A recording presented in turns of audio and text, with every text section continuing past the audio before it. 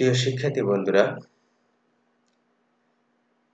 আজকে বঙ্গবন্ধু কলেজ রাজশাহীর এই ক্লাসরুমে তোমাদের সঙ্গে আছি আমি মোহাম্মদ নজরুল ইসলাম, প্রভাষক পদার্থবিজ্ঞান, বঙ্গবন্ধু কলেজ রাজশাহী। আজকে তোমাদের সাথে ভেক্টর সম্পর্কিত আমার নবম ক্লাস। এর আগে তোমাদের সাথে আমার আরো 8টি ক্লাস সম্পন্ন হয়েছে। সেখান থেকে আমরা ভেক্টর সম্পর্কিত প্রায় সমস্ত কিছুই আলোচনা করে ফেলেছি। আজকে আমি তোমাদের সঙ্গে একটি গাণিতিক সমস্যার সমাধান কিভাবে করা যায় সেই ব্যাপারে আলোচনা করব। গত অষ্টম ক্লাসেও আমরা একটি গাণিতিক সমস্যার সমাধান কিভাবে করা যায়, অর্থাৎ আমাদের ভেক্টর ক্রস গুণন সম্পর্কিত যে সকল সমস্যা হয় সেই সমস্যা নিয়ে আলোচনা করেছি। আজকে তোমাদের সাথে আমি আলোচনা করব নদী এবং সাঁতারু সম্পর্কে, অর্থাৎ নৌকা সংক্রান্ত তত্ত্ব নিয়ে। আমরা এখানে যেটা দেখি যে নদী এবং সাঁতারের সম্পর্কিত অঙ্কগুলো প্রায় পরীক্ষায় এসে থাকে। এখানে এই নীল চিহ্নিত অংশটা যদি আমরা একটা নদী কল্পনা করি, যার দৈর্ঘ্য বরাবর বেগ থাকে এবং স্রোত থাকে, এবং প্রস্থ বরাবর যদি একটা তার সাঁতার নিয়ে ওপার যেতে চায়, অথবা একটা নৌকা নিয়ে যদি ওপারে যেতে হয়, দৈর্ঘ্য বরাবর স্রোতের বেগের উপাংশ, সেই ক্ষেত্রে আমরা কি পাই? ইউ cos 0 ডিগ্রি সমান ইউ পাই। নদীর দৈর্ঘ্য বরাবর সাঁতারু বেগের উপাংশ ভি cos আলফা। এরপরে হচ্ছে নদীর প্রস্থ বরাবর যখন আমরা এটা কল্পনা করব, দেখো এখানে ভি cos আলফা আমরা যেটা মানটা পাচ্ছি, সেই মানটা দৈর্ঘ্য বরাবর পাবো। তাহলে দৈর্ঘ্য বরাবর মোট দৈর্ঘ্যটা কত হচ্ছে? দেখো, দৈর্ঘ্য বরাবর স্রোতের বেগের একটা উপাংশ থাকতেছে এবং সাঁতারু বেগেরও একটা উপাংশ থাকতেছে। এই দুইটা বেগের যোগফল, অর্থাৎ ইউ প্লাস ভি cos আলফাটা হচ্ছে দৈর্ঘ্য বরাবর মোট বেগ, এবং প্রস্থ বরাবর বেগের একটা উপাংশ ইউ cos 90 ডিগ্রি সমান 0 ডিগ্রি। এবং এখানে আমাদের নদীর প্রস্থ বরাবর সাঁতারু বেগেরও একটা উপাংশ থাকবে। অর্থাৎ সাঁতারুর উপাংশ বা নদীর উপাংশ যেটাই বলো না কেন, নৌকার উপাংশ, সেইটা হচ্ছে V cos 90 degree minus alpha.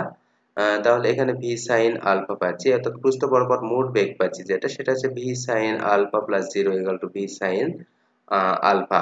এখন যদি ওই বিন্দুতে একটি সাঁতারু তার সাঁতার কাটতে শুরু করে, এবং তাহলে দৈর্ঘ্য বরাবর আমাদের যেটা পাবো, এখন তাহলে যাত্রাকাল, যদি যাত্রাকালকে আমরা টি দ্বারা কল্পনা করি, তাহলে টি হলে সাঁতারুর দৈর্ঘ্য বরাবর অতিক্রান্ত মোট দূরত্বটা কত হবে?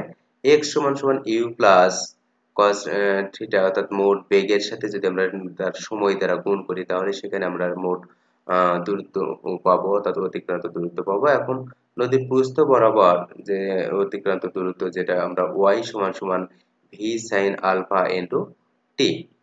তাহলে এখানে দুই ক্ষেত্রে আমাদের দুটো হচ্ছে, দেখো দৈর্ঘ্য বরাবর একটা পাচ্ছি, অর্থাৎ এখান থেকে আমরা অ্যাকচুয়ালি নদীর ওই পারে যাওয়ার কথা ছিল, কিন্তু স্রোতের কারণে সেখানে ওপারে যাওয়া যায়নি। তো সেই অপর বিন্দু থেকে কিছুটা সরে, ডান দিকে সরে আমরা সেই জায়গাটাতে পৌঁছবো।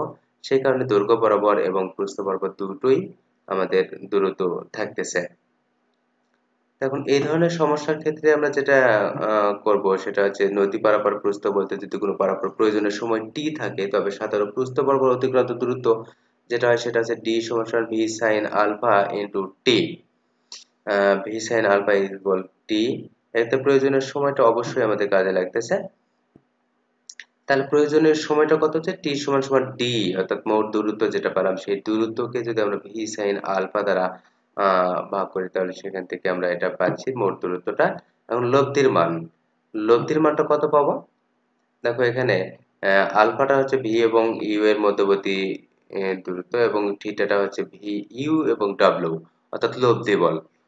এই লব্ধি বল বরাবর যেটা বোঝায় সেটা, এবং টি হচ্ছে প্রয়োজনের সময়। তাহলে লব্ধির মানটা আমরা যেটা পাবো, লব্ধির মানের ক্ষেত্রে আমরা ডাব্লিউ এর সমান root over U square plus V square plus 2 U V cos alpha, এবং লব্ধির দিক অর্থাৎ দৈর্ঘ্যের সাথে আমরা দিকটা বের করবো। তাহলে tan থিটা সমান V sine alpha U plus V cos alpha. এই ধরনের নিয়ে আমরা আলোচনা করব। এখন এখানে আমরা একটা প্রবলেম নিয়ে আলোচনা করি। দেখো 2 মিটার পার স্রোত সম্পর্কে যদি সাঁতারুর দৈর্ঘ্য 60 কোণে যদি থাকে এবং তার বেগ যদি 5 মিটার পার সেকেন্ড হয় এবং 3 মিটার সাঁতার কেটে নদী পার হলো, তাহলে এই ক্ষেত্রে আমাদের যেটা হয় সেটা হচ্ছে লব্ধি বেগের মান কত এবং সাঁতারু বেগের সাথে কত কোণে ক্রিয়াশীল করবে, নদীর প্রস্থ কত এবং যাত্রাবিন্দুর বিপরীত বিন্দু হতে কত মিটার দূরে গিয়ে ওপারে পৌঁছবে। তো সেই ক্ষেত্রে আমরা যেটা করি যে ১ নম্বর গণিতের ক্ষেত্রে W সমান সমান root over V square plus U square plus 2 U cos alpha ওই সূত্রটা ব্যবহার করে এখান থেকে আমরা ক্যালকুলেশন করি, অর্থাৎ যে ক্যালকুলেশন করে পাইছি W সমান সমান 6.244 মিটার পার সেকেন্ড। এখন দেখো ওই ক্ষেত্রে আমাদের যদি থিটার মানটা বের করতে চাই, অর্থাৎ দিক যদি বের করতে চাই, দিকের ক্ষেত্রে তাহলে tan থিটা সমান সমান V sine alpha by U plus V cos alpha.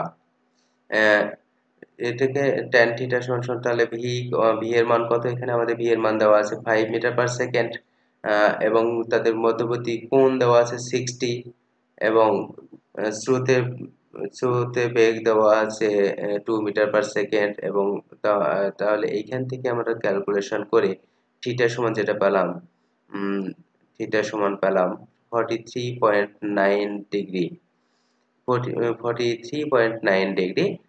অর্থাৎ আমাদের মোট কতটুকু সরে গেছে সেটা বের করতে গেলে থিটা প্রাইম, তাহলে থিটা প্রাইম আমাদের প্রারম্ভিক যে কোণটা দেওয়া ছিল সেই কোণ থেকে আমরা প্রাপ্ত কোণটা বিয়োগ করলে যেটা পাচ্ছি সেটা হচ্ছে 16.1 ডিগ্রি।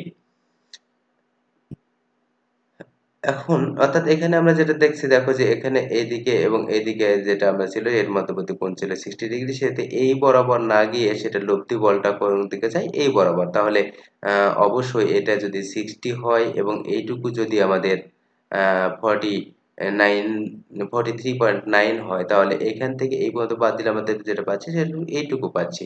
তো এইটুকুটাই হচ্ছে 16.1 ডিগ্রি, 1 ডিগ্রি। এখন ২ নম্বর ক্ষেত্রে দেখো নদীর প্রস্থ কত বের করতে বলেছে। তো এই ধরনের সমস্যার ক্ষেত্রে তার প্রস্থ টি সমান সমান ডি ভাগ ভি সাইন আলফা আমরা এটা জানি।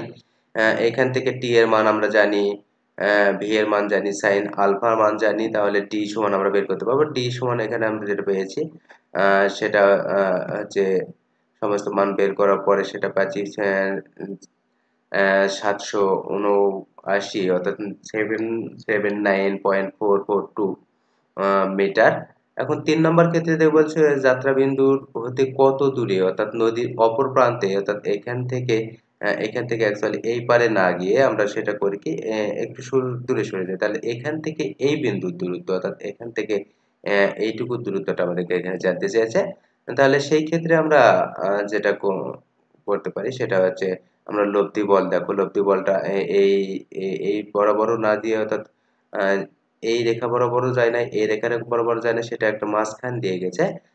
সেই ক্ষেত্রে আমরা এটা মান বের করতে পারবো যাত্রাকালে হলে সাঁতারুর দৈর্ঘ্য বরাবর, অর্থাৎ টি যাত্রাকাল যদি হয়, আমরা যদি টি যাত্রাকাল কল্পনা করি তাহলে দৈর্ঘ্য বরাবর আমরা সেটা অতিক্রান্ত দূরত্ব x সমান সমান U plus V cos alpha into T. এখানে তাহলে 3 মিনিটে সাঁতারুর দৈর্ঘ্য বরাবর অতিক্রান্ত দূরত্ব যদি x হয়, তাহলে x সমান সমান 2 প্লাস 5 কস 60 ডিগ্রি ইন্টু 3 ইন্টু 60। এই 3 ইন্টু 60 কারণটা হচ্ছে যেখানে আমাদের সেকেন্ডে বের করতে হবে। তো এখান থেকে আমরা ক্যালকুলেশন করে যেটা পাচ্ছি 810 মিটার, অর্থাৎ 810 মিটার। অর্থাৎ ঠিক এই প্রান্ত, এই বিন্দুটার বিপরীত প্রান্ত যদি এটা হয়, তাহলে এখান থেকে এই পর্যন্ত, অর্থাৎ ওই বিন্দুটা থেকে 800 মিটার দূরে যেয়ে সাঁতারুর ওখানে পৌঁছেছে।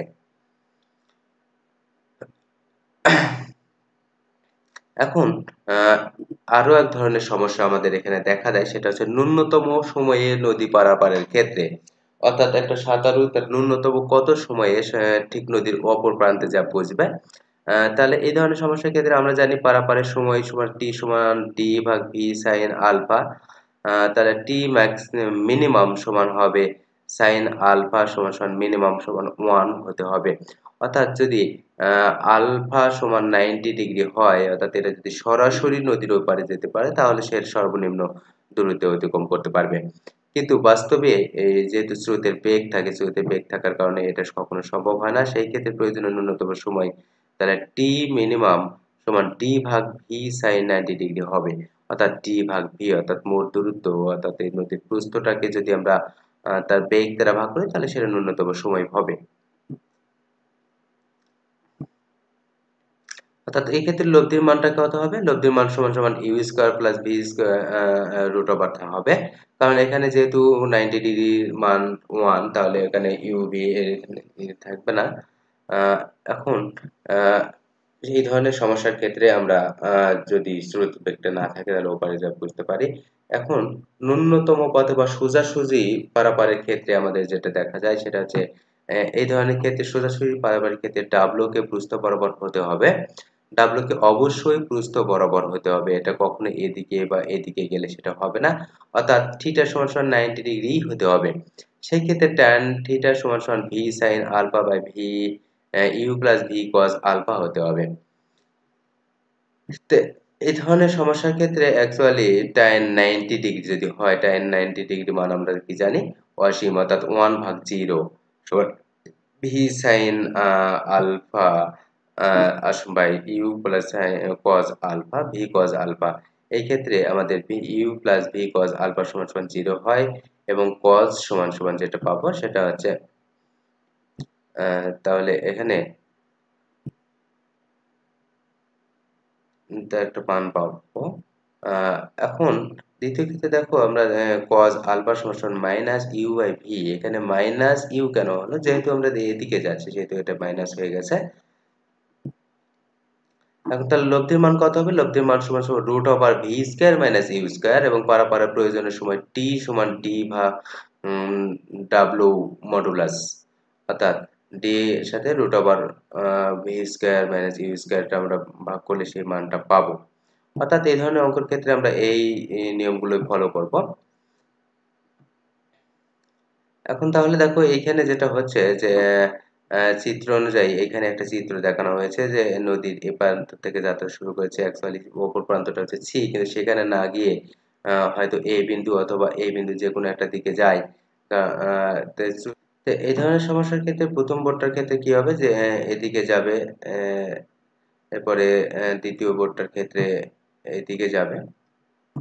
আমরা এভাবেই গণিতগুলো সমাধান করতে পারি। অর্থাৎ প্রথম বোর্ডের ক্ষেত্রে এখানে দেখো বলছে যে cos আলফা সমান সমান ইউ বাই ভি।